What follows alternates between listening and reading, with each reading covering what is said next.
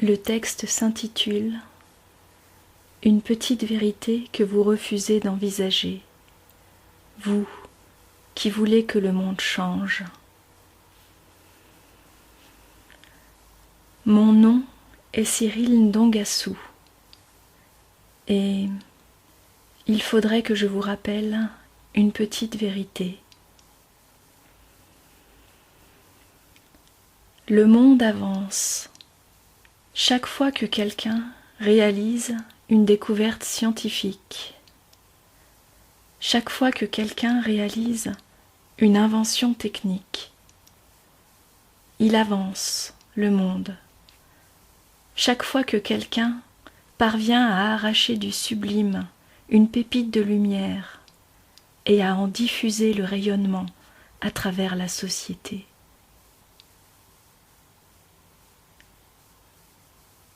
Qu'est-ce que le sublime ? La danseuse étoile qui parvient à hisser son talent jusqu'à égaler la grâce aérienne des dieux. Cette danseuse a fait descendre une petite nuée de sublime en elle, et quand elle danse, elle en diffuse la radiance. Le mathématicien qui a travaillé de toute la force de son intelligence et qui est parvenu à faire tomber un problème qui a résisté à des générations entières avant lui. Ce mathématicien a arraché au sublime quelques particules de lumière, et ces particules viennent enrichir les connaissances de l'homme. Le maître de Qigong, qui a approfondi durant des années sa maîtrise du Qi, et qui a acquis le pouvoir de soulager et de guérir en insufflant la chaleur du Qi à son patient. Lui aussi, il a tiré quelques filaments de lumière du cœur du sublime, et ces filaments viennent tisser des ponts qui conduisent à un monde meilleur.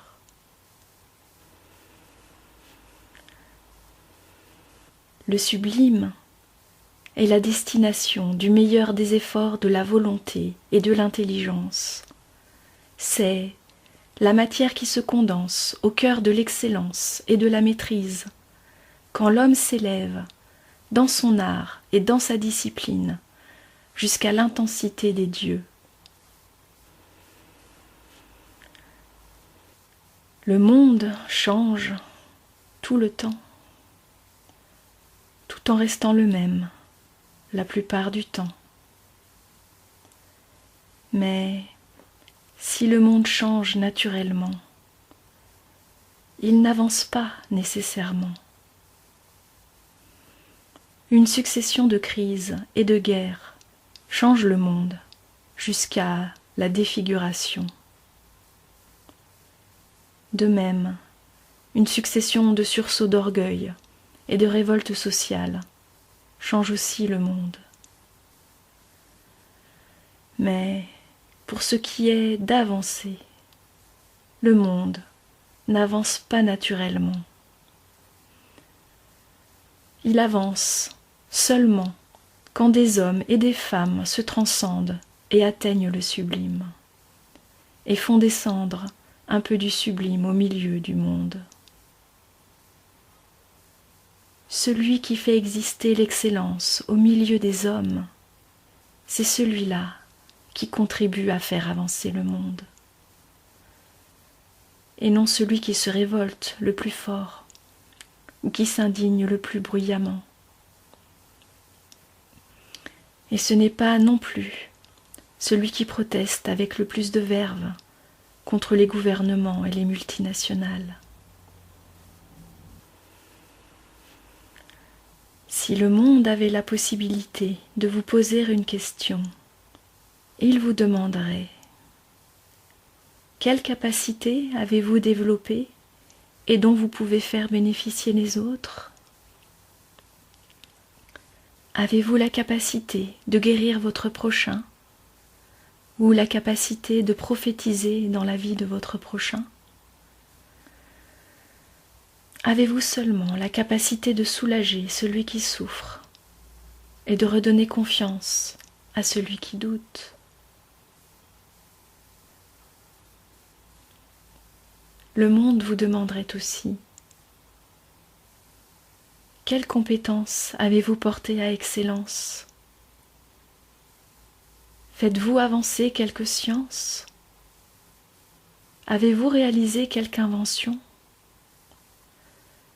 Mais peut-être que ce sont des talents que vous avez su polir et faire briller jusqu'à en faire des choses sublimes, capables de réveiller l'émotion la plus profonde du cœur chez celui qui regarde et qui écoute. Comment donc? Vous voulez que le monde avance vers la réalisation d'une société heureuse et lumineuse, et vous ne savez pas répondre autrement qu'en baissant la tête et en cherchant de faux fuyants dans les contorsions les moins honnêtes de vos pensées.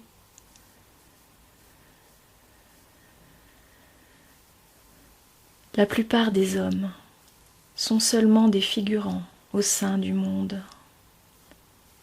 Et s'ils sont actifs, ils œuvrent à faire tourner les grandes machineries de la société. Mais ils ne font pas avancer le monde.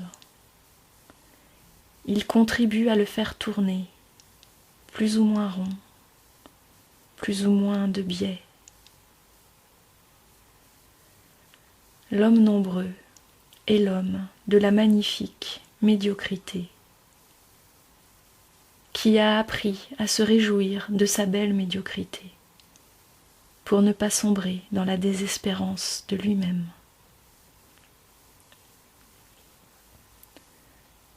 Ce sont les hommes d'excellence qui font avancer le monde. Ils font rayonner des capacités puissantes ou des compétences élevées au sein de la société. Ils font briller la flamme précieuse de la volonté magnifiée et de l'intelligence supérieure. Ils ne regardent pas vers le ciel. Ils n'espèrent aucune intervention de Dieu. Ils regardent au cœur de leur être, et c'est là qu'ils travaillent. Et c'est de là qu'ils font jaillir toutes ces choses sublimes qui guérissent et qui soulagent, qui résolvent des problèmes et qui élargissent les possibilités de l'expérience terrestre. C'est le maître de Qigong qui continue encore à pratiquer chaque matin avec une sublime intensité de concentration, alors qu'il a déjà 75 ans, et qui s'occupera toute la journée des patients qui viennent recevoir ses soins énergétiques. C'est le romancier à l'inspiration profonde qui continuera d'écrire jusqu'à la veille de sa mort. C'est le chirurgien habile qui se plonge chaque fin de semaine dans la lecture attentive des derniers articles de pointe de son domaine et qui continue à apprendre avec la détermination des premières années de spécialisation. C'est le magnétiseur qui pratique chaque jour ces précieux exercices de cultivation et de développement parce qu'il sait qu'il peut tutoyer des niveaux plus élevés de puissance.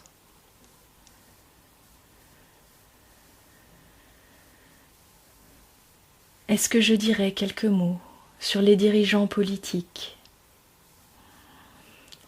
Non.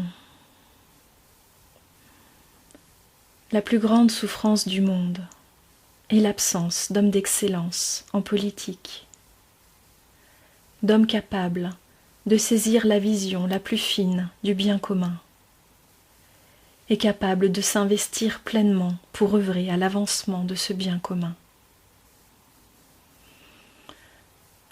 L'homme médiocre a investi tous les domaines de la société. Il est balayeur de rue, comme il est ministre. Il est directeur de laboratoire, comme il est chef d'État. Il a bien appris la technicité de son métier et de sa fonction, mais la médiocrité est l'horizon de sa satisfaction. L'enrichissement personnel est son premier credo. Les honneurs de la société sont le second credo. Et s'il a pu acquérir quelques capacités ou quelques compétences relativement solides, ça n'a jamais été autre chose qu'un moyen vers l'argent pour sa poche et les honneurs sur la scène sociale. L'homme d'excellence est un homme de vision. Il aspire au sublime, il aime le sublime par-dessus tout, et il travaille pour être capable de saisir dans sa main de petits morceaux de soleil. Quand il est un dirigeant politique, il aspire à œuvrer pour une société sublime, belle et heureuse.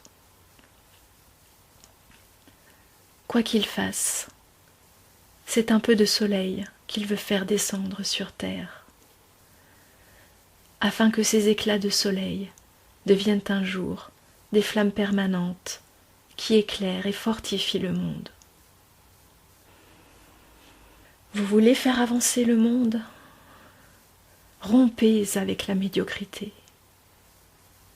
Travaillez à atteindre les plus hauts niveaux de l'excellence dans les domaines et dans les disciplines que vous avez investis. Excellez comme homme de commerce ou comme homme d'affaires. Excellez comme pratiquant spirituel, ayant à cœur d'éveiller et de maîtriser des capacités qui seront utiles à son prochain. Et si vous trouvez que les hommes politiques font mal, tellement mal leur travail, et qu'il est urgent que cela change, soyez conséquents et ne restez pas dans une posture idiote. Devenez homme politique, tâchez d'exceller en ce domaine, et mettez en œuvre vous-même la politique que les actuels dirigeants semblent incapables de mettre en œuvre. Le monde n'avance pas grâce aux hommes de médiocrité qui savent le mieux s'indigner et rouspéter, ou qui savent le mieux critiquer ou même insulter les politiques et les grands capitalistes. Le monde est rempli, à ras-bord, d'hommes de médiocrité qui savent chacun mieux que les autres ce que les dirigeants politiques devraient faire pour que le monde devienne un vrai petit paradis en peu de temps. Et quand on prend un peu d'altitude, cette situation est parfaitement ridicule. Vous voulez faire avancer le monde? Excellez dans le domaine et dans la discipline où vos pas vous ont conduit.